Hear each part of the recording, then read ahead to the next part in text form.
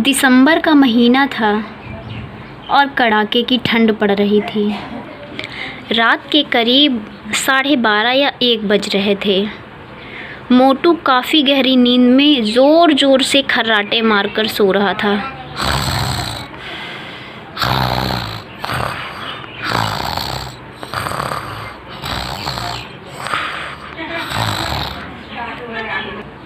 मोटू की खर्राटे मारने की वजह से पतलू को नींद नहीं आ रही थी और वो अपने कमरे में इधर उधर घूम रहा था। पतलू को काफ़ी नींद आ रही थी, लेकिन मोटू की खर्राटे की वजह से उसे सो नहीं आ रहा था। ऐसे करते करते पतलू को 1 घंटा बीत गया।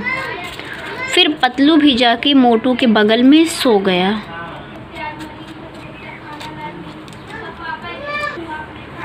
पतलू और मोटू दोनों गहरी नींद में सो रहे थे और पतलू को थोड़ी देर बाद दरवाजे की खटखटाने की आवाज़ सुनाई देती है।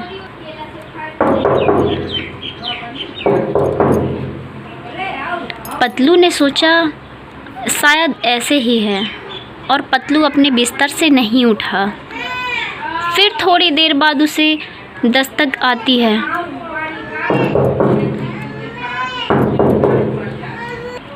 पतलू उठा और मोटू की तरफ देखता है कि मोटू सो रहा है। फिर वह घर के बाहर आता है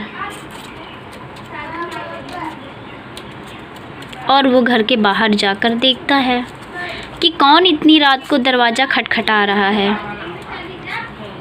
पतलू को किसी के पायल की छनकने की आवाज़ सुनाई दे रही थी। पतलू सोच रहा था इतनी रात को कौन है, और वह थोड़ा आगे बढ़कर आया। पतलू आगे बढ़ा तो उसे काले कलर का घूंघट डाली हुई एक लड़की दिखाई देती है। पतलू ने डरी और सहमी आवाज़ में उससे पूछा, कौन हो तुम? कौन हो और इतनी रात को मेरे घर का दरवाज़ा क्यों खटखटा रही हो? तो वो लड़की बहुत ही मीठे स्वर में बोलती है, कहती है, मैं कौन हूँ? तुम क्या करोगे ये जानकर? तुम्हारे लिए ये जानना ज़रूरी है कि तुम्हारा दोस्त मोटू आज से ठीक 2 दिन बाद मर जाएगा। ये बात सुनकर पतलू को काफ़ी गुस्सा आया और गुस्से में बौखलाकर उस लड़की से बोला, तुम क्या फालतू की बकवास कर रही हो? मोटू मेरा दोस्त है और मेरे जिगर का टुकड़ा है, मेरे बचपन का साथी है और उसके बारे में मैं एक भी शब्द नहीं सुन सकता। और तुम ये कैसे कह सकती हो कि 2 दिन में उसकी मृत्यु हो जाएगी? तो वो लड़की धीरे से मुस्कुराती है और कहती है, ठीक है, तुम्हें मेरी बात नहीं माननी तो मत मानो, लेकिन देख लेना आज से ठीक 2 दिन बाद तुम मेरी बात को ज़रूर याद करोगे और तुम पछताओगे कि उस दिन तुमने मेरी बात क्यों नहीं मानी। उसकी ये बात सुनकर पतलू ने सोचा शायद ये सच कह रही है, तो पतलू ज़ोर ज़ोर से रोने लगा।